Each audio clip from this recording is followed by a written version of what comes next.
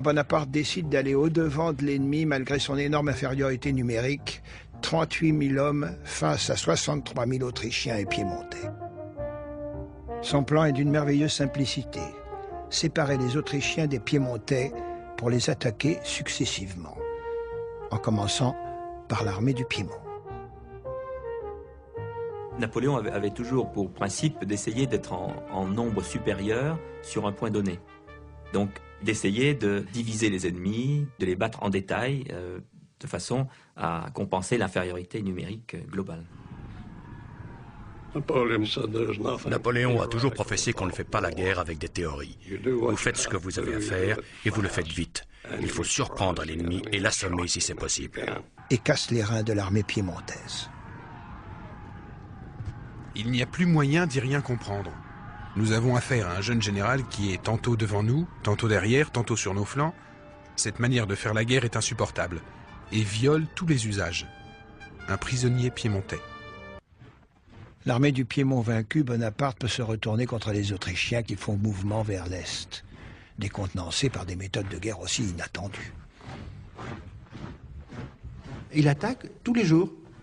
Il attaque même quand il y a de la neige, il attaque la nuit, il attaque quand il fait froid, alors que d'habitude, c'est pas la règle du jeu. Il cherche l'ennemi, il le combat, et alors que l'autre pense que ça va s'arrêter, lui continue. Le lendemain, il refait une bataille, le surlendemain, une autre bataille, et il surprend. Le 10, Bonaparte se porta sur Lodi à la tête de ses grenadiers. Le général autrichien a chargé 3 bataillons de Croates de défendre les ponts de l'Adda et a placé là 14 pièces.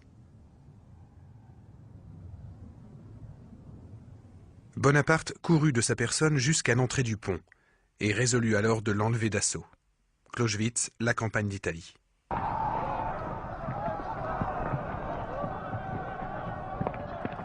Il n'y a pas du tout de tactique. Quand il y a des troupes qui arrivent d'une manière si enthousiaste et si rapide, ça surprend l'ennemi. C'est l'enthousiasme, et on s'y lance, et tout le monde joue le jeu, et tout le monde risque la mort et passe. De Paris, les approvisionnements sont difficiles. Le continent européen est comme un énorme piège prêt à se refermer sur la grande armée. La Prusse est sur le point d'entrer en guerre à son tour, et le 22 novembre, les armées russes et autrichiennes ont enfin fait leur jonction. Ils sont désormais 90 000 contre 75 000 Français. Tout individu sensé aurait abandonné et essayé de trouver un arrangement. En fait, il n'y avait que 2 possibilités, reculer ou avancer. Napoléon ne reculait jamais. Alors il s'est dit, allons-y pour encore une bataille. Hier, au Caire, Bonaparte rêvait de reprendre le flambeau d'Alexandre. Aujourd'hui, il se glisse dans les pas d'Hannibal. 2500 mètres d'altitude. Pour traverser les Alpes, ils tiraient les affûts de canon sur des troncs d'arbres creusés comme des canoës.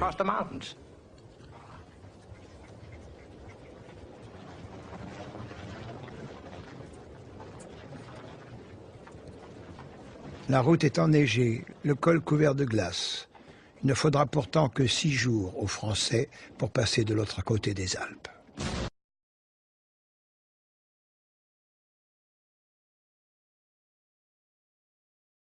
C'est cette partie scientifique de la mission qui sera à coup sûr la mieux remplie. Les savants de toutes disciplines qui l'ont accompagné vont accomplir une œuvre incomparable de topographie et de classification.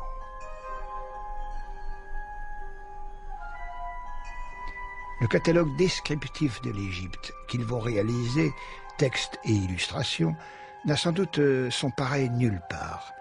Toutes les disciplines sont concernées, zoologie, archéologie, musique, rites funéraires, sculpture, peuplement.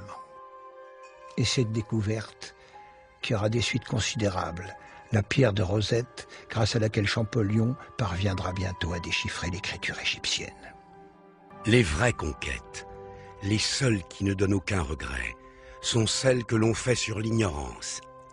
Discours de Bonaparte à l'Institut.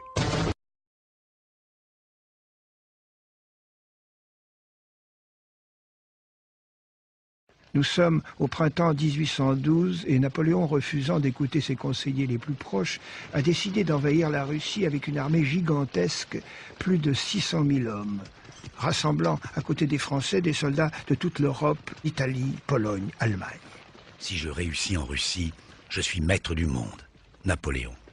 La chaleur et la sécheresse duraient depuis plus de 3 semaines. L'infanterie en avait jusqu'au mollet de cette poussière molle, étouffante, qui ne se refroidissait pas même la nuit. On se battait pour avoir de l'eau et on allait jusqu'à boire de la boue. Tolstoï, Guerre et paix. En 2 mois, alors qu'il n'y a pas eu le moindre coup de feu échangé, l'armée napoléonienne a perdu 150 000 hommes, 25% de l'effectif initial. Tous étaient prêts à mourir pour la Russie. C'est une journée sainte que celle où on meurt pour une grande cause. La bataille de Borodino fut une mêlée sanglante. Napoléon jeta son armée contre les Russes en un assaut frontal, sans s'embarrasser des subtilités stratégiques d'hier.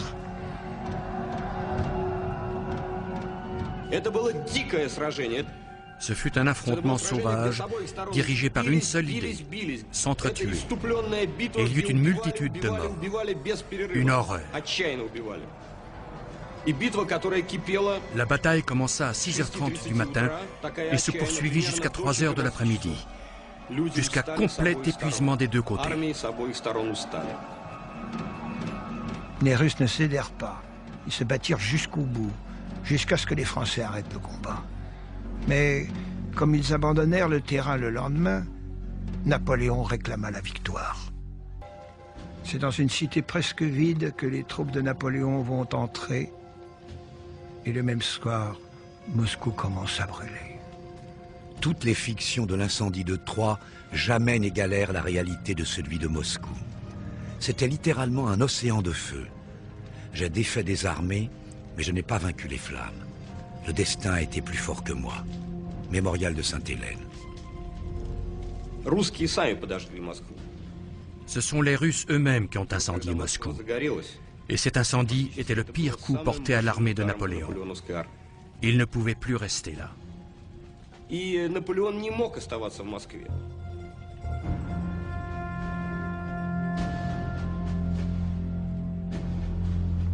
Le 19 octobre, par une douce matinée d'automne, il quitte Moscou à la tête de ses troupes.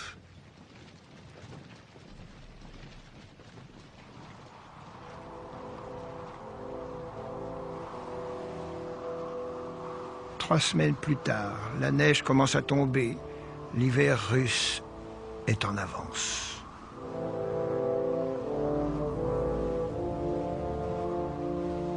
La température descend rapidement à -25. Comment se défendre contre le froid qui vous gèle jusqu'aux os? Nous ne pouvions décoller nos lèvres l'une de l'autre. L'intérieur de nos mains était gelé. Nous avions le sentiment d'être des survivants dans un monde glacé. En plus du froid, de la faim, de l'épuisement, il y a les Cosaques. Ils sont partout, talonnant les flancs de l'armée comme des milliers de guêpes harcelant un animal blessé. Et soudain, il apprend qu'une tentative de coup d'État a eu lieu à Paris le 5 décembre 1812 pour le renverser. Il abandonne ses troupes et retourne en France à la hâte. Du sublime au ridicule, il n'y a qu'un pas, confiera-t-il à Caulaincourt. Il avait perdu 500 000 hommes. Sur les 600 000 hommes qui sont partis là-bas, il n'en est revenu que 83 000.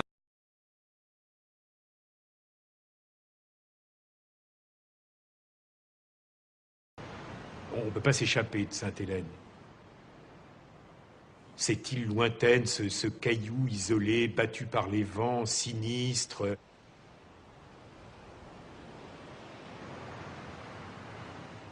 Il sait, dès ce moment-là, que cette île va être son tombeau. À Sainte-Hélène, il n'est plus que prisonnier. Un prisonnier qui doit faire peur, puisqu'il est gardé par 2000 soldats et 2 navires de guerre qui patrouillent autour de l'île 24 heures sur 24. Mourir n'est rien, mais vivre vaincu et sans aucune gloire, c'est mourir chaque jour. Napoléon.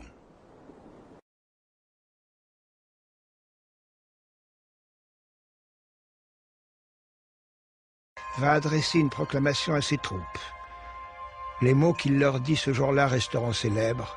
« Soldats, du haut de ces pyramides, 40 siècles vous contemplent. »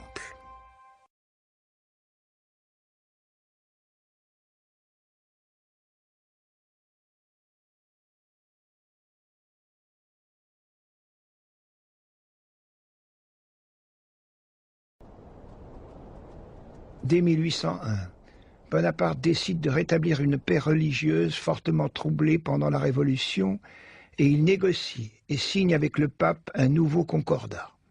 Ma politique est de gouverner les hommes comme le grand nombre veut l'être. C'est en me faisant catholique que j'ai fini la guerre de Vendée, en me faisant musulman que je me suis établi en Égypte. Si je gouvernais un peuple de juifs, je rétablirais le temple de Salomon. Déclaration au Conseil d'État.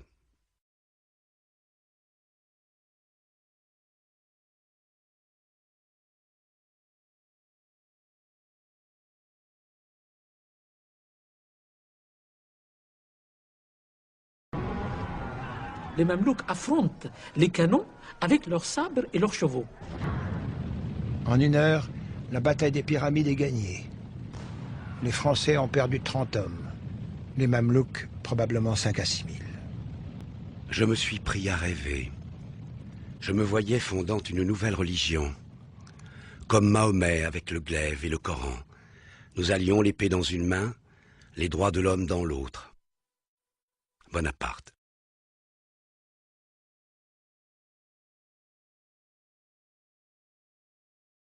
La Constitution est à nouveau amendée pour le nommer consul à vie, avec des pouvoirs qui en font un monarque sans le titre. Mais à côté de la carotte, il y a aussi le bâton, d'où l'importance donnée à la police. L'empereur avait 5 polices différentes qui se contrôlaient l'une l'autre. Celle du ministre, du premier inspecteur de la gendarmerie, du préfet de police, du directeur des postes.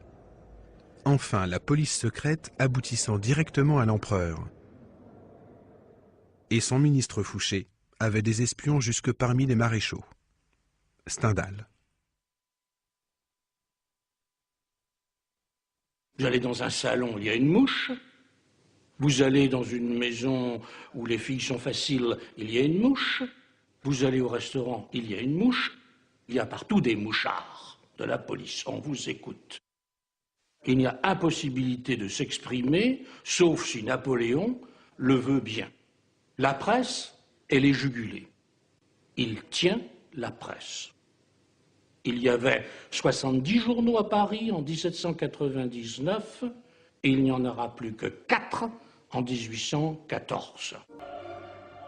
Les frères de l'empereur l'entourent pour l'aider à porter le manteau impérial rehaussé d'or et de pierres précieuses et qui pèse près de 40 kilos. 10 ans plus tôt à peine, les Français ont guillotiné leur roi. Les voilà qui couronnent un empereur. Je suis l'instrument du destin. Celui-ci se servira de moi aussi longtemps que j'accomplirai ses desseins. Puis, il me brisera comme du verre. L'empereur s'installe en maître au palais de Schönbrunn et fait parader ses troupes dans les rues de la ville. Il est la liberté triomphant de l'autocrate autrichien. Mais le charme est rompu. Ceux qui ont porté au nu le premier consul dénoncent aujourd'hui le tyran. L'empereur Napoléon n'est rien d'autre qu'un mortel ordinaire. Il piétine les droits de l'homme et il est devenu un despote. Ludwig von Beethoven. Et Napoléon fait une entrée triomphale dans Berlin aux accents révolutionnaires de la Marseillaise. Le voici dans son rôle préféré, incarnant la France des droits de l'homme, de cette France qui libère les peuples opprimés. Le Code civil, d'accord, mais la libération des peuples, le droit à la liberté, il ne faut pas rêver. Je me suis rendu compte que les hommes ne naissent pas pour être libres. La liberté n'est un besoin que pour une catégorie peu importante de la population. Napoléon.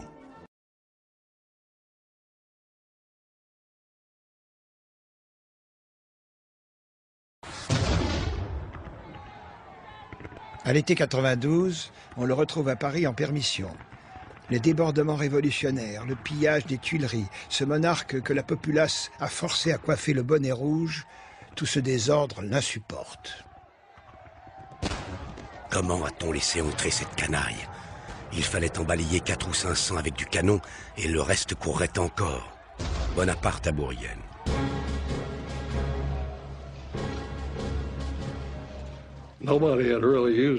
Personne n'avait encore tiré au canon sur la foule parisienne. Lui va le faire.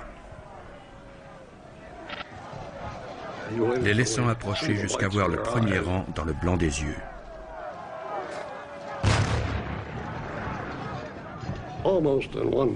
Une salve a suffi pour terminer l'affaire. Les victimes, sans doute une centaine de morts.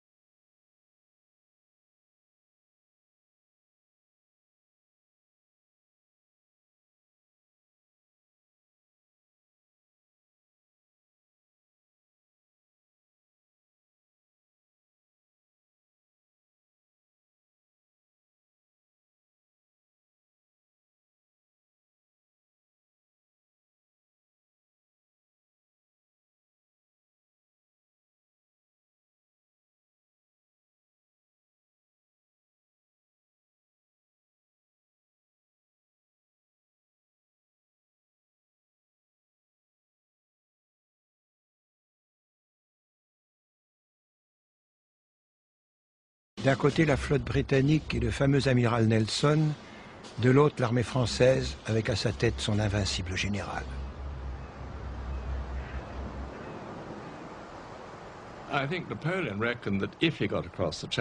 Napoléon a pensé que s'il parvenait à traverser la Manche, ses chances étaient excellentes. Et il avait sans doute raison. Nous n'avions pas d'armée et lui paraissait invincible.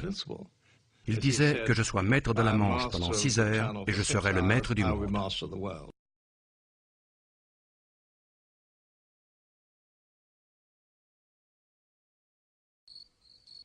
Bonaparte a beau être très occupé, il ne se passe pas un jour sans qu'il écrive à Joséphine, et souvent plusieurs fois de suite. Je t'aime tous les jours davantage. L'absence guérit les petites passions, elle accroît les grandes.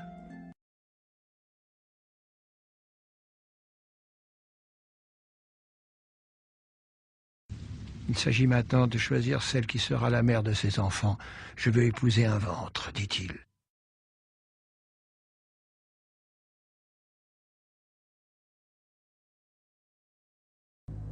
Il meurt le 5 mai 1821, empoisonné, disent certains. Il n'y a pas d'immortalité autre que le souvenir qu'on laisse dans l'esprit des hommes. Napoléon.